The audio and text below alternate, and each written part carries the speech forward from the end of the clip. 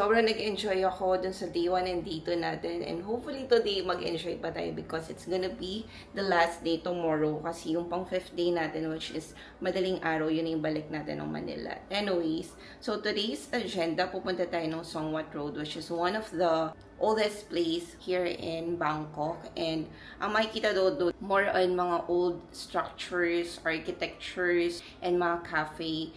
May mga places ako in mind, pero I'm not really sure if mapupuntahan natin siya lahat today. Magmumotor lang tayo, as usual, yung Bolt. Meron kayong pagpipilian doon, meron silang car.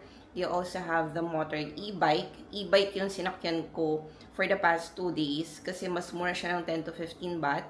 And mas smooth yung ride. But they also have motorcycle kung gusto niyo. Pero ako mas gusto ko yung sakay ko dun sa e-bike kasi hindi dun siya masyadong matagtag. Anyway, so ito yung OOTD natin. This top is from TikTok. Ang ganda oh.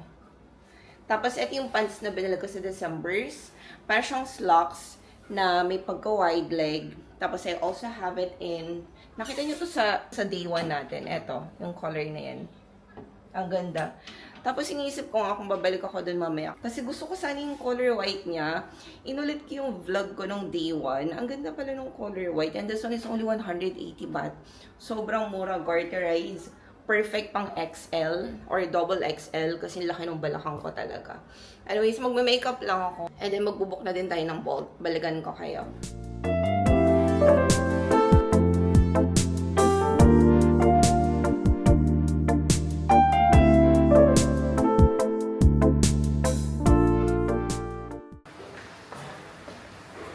Nag-book na ako ng Bolt, guys. Papuntang Songwat Road.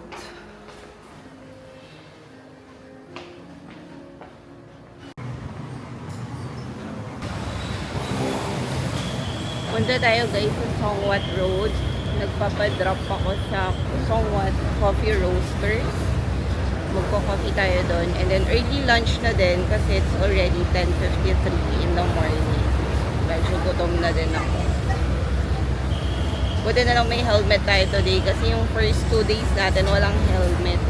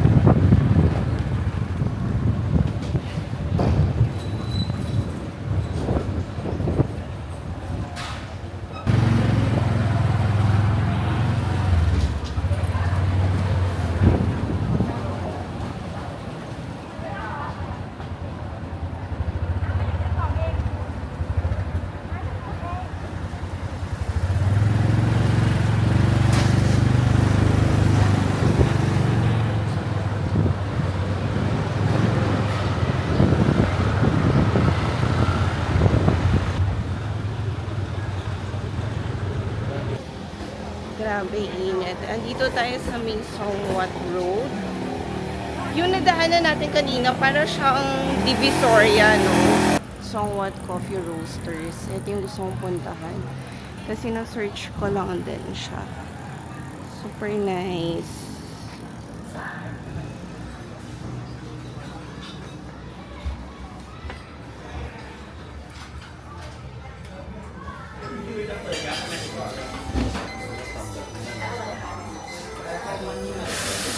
Do you accept card payment?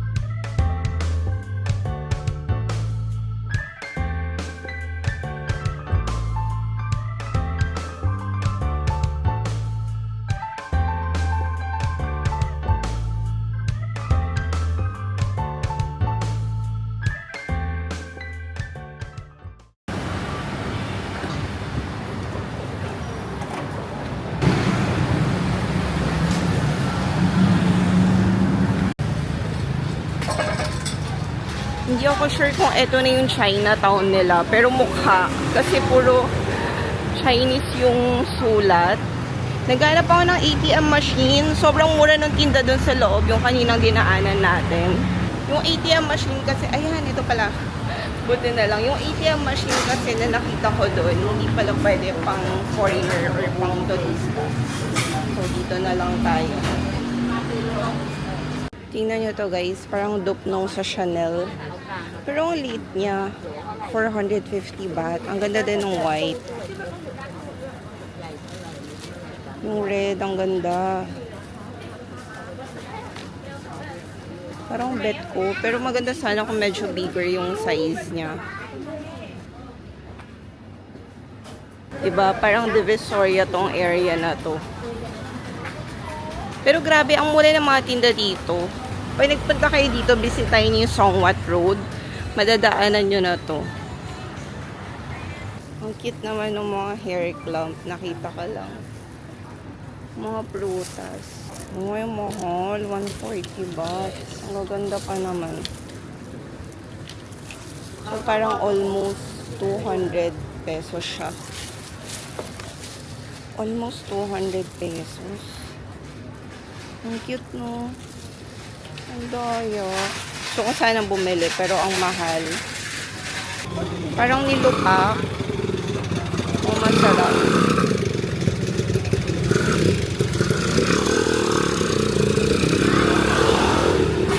Ito naman parang halo-halo.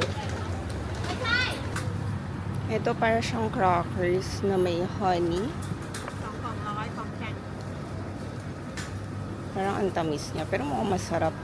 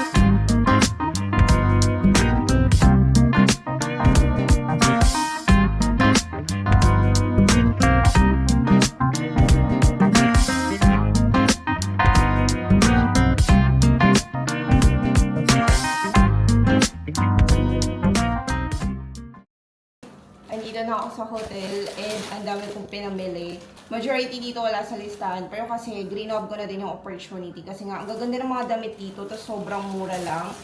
And tomorrow is my last day. So I decided na sige, nabiling ko na yung mga kailangan bilhin or yung mga trip kong bilhin para wala na akong intindihin bukas. Anyways, cellphone muna tayo ngayon kasi napuno yung SD card ko. And magta-transfer muna ako ng mga files sa sobrang dami ng videos. Anyways, to be continued. Ito, yung mga binili ko, puro inhaler, saka yung bento na paborito nila Kiwi, and yung sampalok na ganito. Ayan, pampasalubong lang. Ito, binilin siya ni Katie. Kasi yung idol niya na Thai artist or celebrity yata, basta pinapanood niya yun sa series, ito yung ine-endorse. So yan, binila ko din siyang mga ganyan. Ito na punta tayo dun sa parang Chinatown, saka sa Songwat Road. So yan, si Lay nagpabili lang ng software ba yan. Tapos bumili ko mga ikit sa buhok. And kung ano-ano pang mga anik-anik. At yung gusto ko pang kasi yung binili ko sa December, Ang ganda ng polo. Long sleeve siya na green na green. Ang ganda ng pag-green niya. I hope hindi siya kumukupas.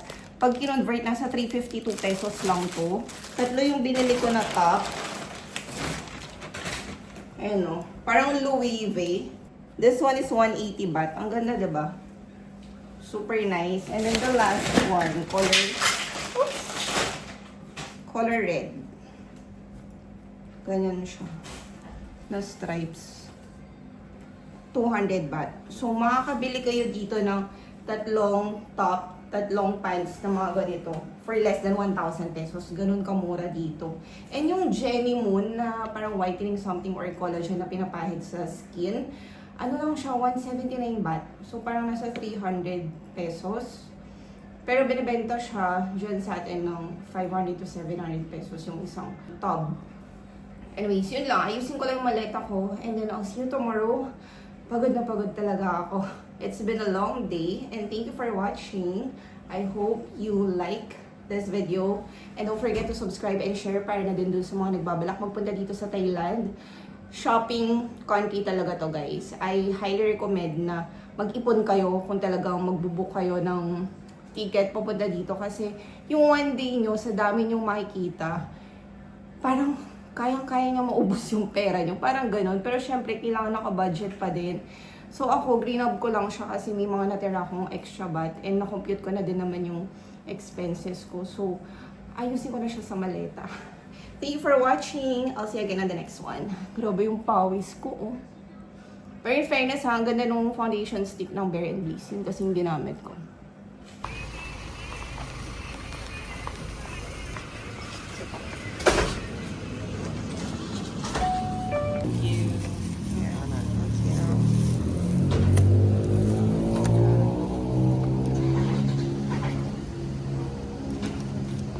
Po nasuspende patuloy dahil itong mga diskaya nakakuha pa ng bilyon at daan-daang bilyon.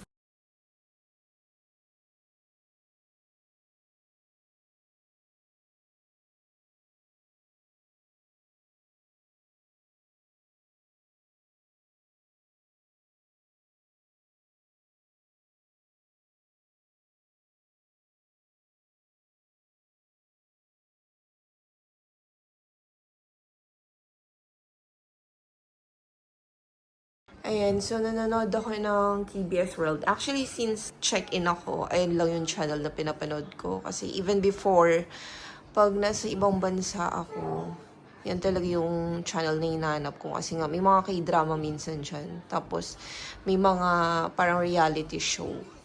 Anyways, kanina pa ako nanonood netong hearing. Well, hindi naman siya live. Kasi hindi ko siya napanood nung nakaraan. Tapos, sinayos ko na din yung maleta ko. Feeling ko, wala pa tong 20 kilos. Kasi yun, wala naman siyang laman. Andito yung mga marumi. Tapos yung iba kong pinamili. Yun, medyo puno na yun. Inayos ko na siya. Ang dami ko din pinamili, in fairness. And then, nilabas ko yung pants na sinuot ko nung nagpunta akong 7-Eleven kanina. Tapos, ito yung isusuot ko tomorrow and pag pauwi na ng Manila. Maglo-long sleeve ako. Kasi nakalimutan ko magdala ng jacket. Ang lamig nga pala sa aeroplano saka sa airport. So, hopefully, okay itong suot ko. Kasi hindi naman ganun kakapal yung fabric niya. At yung pants na suot ko kanina. So, yan na lang din yung isusuot ko. Tapos, ito yung top. And then this pants. Kasi ang bukas, pupunta tayo ng Bankapi. May natira pa ako, hindi ko siya naubos. At yung may sausage sa loob. In fairness, masarap siya.